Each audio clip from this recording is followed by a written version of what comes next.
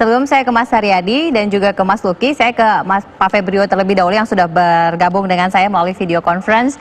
Pak Febrio tentunya tadi sudah mendengar apa yang disampaikan oleh Mas Eriko dan juga Mas Derajat. Kita ingin tahu lebih jauh sebenarnya seberapa transparan sih kemudian Kementerian Keuangan ini bisa menjelaskan berapa kebutuhannya, berapa kemudian alokasi dana yang sudah dihitung, dan berapa kemudian rencana utang yang akan kembali diambil atau diputuskan begitu untuk bisa mendanai APBN yang semakin defisit ini. Silakan Pak Febrio.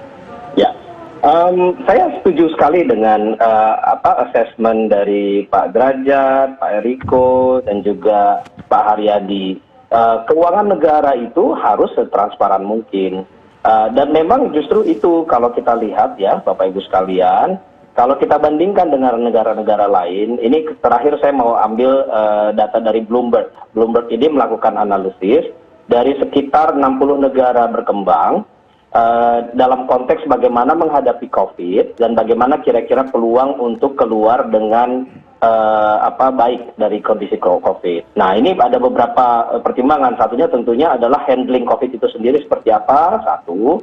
Lalu yang kedua adalah postur makronya, kebijakan makronya seperti apa selama ini, sehingga nanti dia akan punya peluang untuk di-merge di 2021, atau kalau sudah ada peluang untuk perbaikan, itu akan seperti apa. Indonesia, Bapak Ibu sekalian, itu tidak masuk ke bawah. Itu masuknya di ranking 20-an. Untuk handling COVID-nya kita mungkin tidak terlalu banyak yang bisa kita banggakan terus terang. Tapi dalam konteks kebijakan makro, Bapak Ibu sekalian, disiplin fiskal kita dalam bertahun-tahun terakhir, itu justru yang menyelamatkan kita terus terang untuk tahun-tahun ini. Kenapa? Debt to GDP ratio kita itu 30%. Dengan segala caveatnya tadi sudah disebutkan oleh Pak Derajat. Lalu kalau saya bilang risikonya apa? Risikonya tetap ada. Kita tunjukkan misalnya tahun ini dengan defisit yang 6,34% itu, debt to GDP ratio-nya akan loncat dari 30% 2019 tahun lalu menjadi sekitar 37% kalau memang nanti benar-benar sampai ke sana gitu ya, itu tahun ini saja. Jadi loncatan itu saja harus sudah kita akui itu sebagai risiko, walaupun kita masih relatif sangat rendah dibandingkan emerging economies lainnya seperti Malaysia, Thailand, Filipina, dan sebagainya. Nah, satu lagi yang sering kami juga angkat, sering terakhir itu di Banggar dan juga di Komisi 11 adalah kami tunjukkan bahwa ini bukan tanpa risiko yang terlalu kecil juga. Kenaikan debt to GDP ratio, rasio hutang itu dari 30 ke 37% dalam 1 tahun saja, itu serta-merta akan menaikkan biaya hutangnya itu juga. Biaya hutangnya itu tadi ada berapa cara melihatnya. Tadi Pak Derajat boleh juga itu melihat cara begitu. Kalau kami, salah satu yang kami gunakan adalah bagaimana biaya hutang ini, biaya bunganya. Jadi ini langsung real biaya bunganya. Aktual pembayarannya itu untuk 1 tahun itu akan berapa? Relatif terhadap rencana pengeluaran pemerintah, rencana belanja pemerintah. Nah, ini contohnya kami keluarkan angkanya itu adalah biasanya itu sekitar 12%. Nah, dengan defisit yang naik tahun ini dan kenaikan rasio utang tahun ini, itu langsung loncat bisa ke sekitar 15-16% tahun ini. Tahun depan dan tahun seterusnya itu akan berkutat di sekitar 15-16% itu. Itu mahal dan itu risikonya tinggi. Dan itu yang ingin kita jaga ke depan, risiko itu supaya turun. Terutama bunganya bisa turun apa tidak. Ya kalau kita minjamnya lebih banyak ya tentu bunganya tidak akan turun-turun gitu ya, relatif terhadap bunganya. Nah ini yang selalu kita angkat. Dan bahkan terakhir sidang kabinet itu juga kita terangkan bahwa semua pengambil kebijakan ini bersama-sama, mulai dari Bapak Presiden, Menteri-Menteri dan sebagainya, itu melihat bersama-sama. Ini loh yang harus kita lakukan, tapi ini loh biayanya dan ini risikonya. Jadi itu kita harus lakukan memang, karena pilihan-pilihan ini bukan pilihan-pilihan gampang dalam kondisi krisis yang sangat tidak umum seperti tahun ini. Tahun ini sudah seringkali saya sebutkan di mana-mana bahwa krisis kita tahun 2020 ini bukan krisis yang seperti kita lihat di textbook yang sudah pernah kita lihat, kita pelajari di bangku kuliah.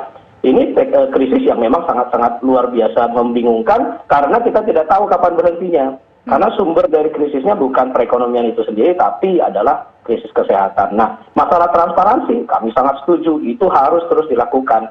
Bahkan, ini yang menjadi praktek yang cukup baik, ini dalam beberapa tahun terakhir saya lihat, sejak saya dari luar pemerintah juga sudah melihat, bahwa setiap bulan, Kementerian Keuangan itu mengumumkan yang namanya APBN kita, itu diumumkan pencapaian pengeluaran seperti apa tiap bulan, penerimaan seperti apa tiap bulan, arah defisitnya seperti apa. Jadi memang harus transparan sehingga pasar, nah ini saya menggunakan istilah pasar, ini memang sangat hati-hati.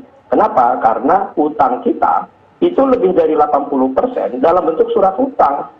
Jadi apapun yang dilakukan oleh pemerintah, dalam hal ini Bendara Negara, Kementerian Keuangan, selalu dilihat, selalu dipantau, selalu di-scrutinize oleh pasar. Karena yang memberikan utang ke kita itu 80% lebih adalah pasar, yaitu orang-orang, lembaga-lembaga yang membeli surat utang kita. Sehingga kalau kita melakukannya dengan sembarangan, wah itu bahaya sekali. Nah ini memang akhirnya menjadi mekanisme yang sangat otomatis. Pemerintah itu tidak punya pilihan, harus transparan memang. Kalau semakin dia tidak transparan, rating kita akan jeblok. Nah itulah buktinya menurut saya memang, dan kebutuhannya jelas, pemerintah memang harus terus transparan. Demikian Mbak Begita. Mas Luki, kalau melihat seberapa transparan dari pemerintah, termasuk juga tadi pasar yang tadi dimention oleh Mas Febrio, ini Mas Luki sendiri melihatnya seperti apa? Saya akan jelaskan kondisi pasar saat ini ya. Jadi indeks harga saham gabungan itu berada di angka 5.111, kemudian annual GDP growth kita berada di angka 2,97%, kemudian USD IDR atau dolar masih berada pada kisaran 14.540,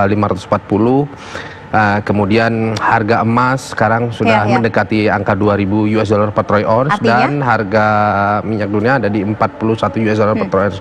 Artinya dari keterangan itu sebenarnya ada baiknya seluruh stakeholder ini membuat stress test.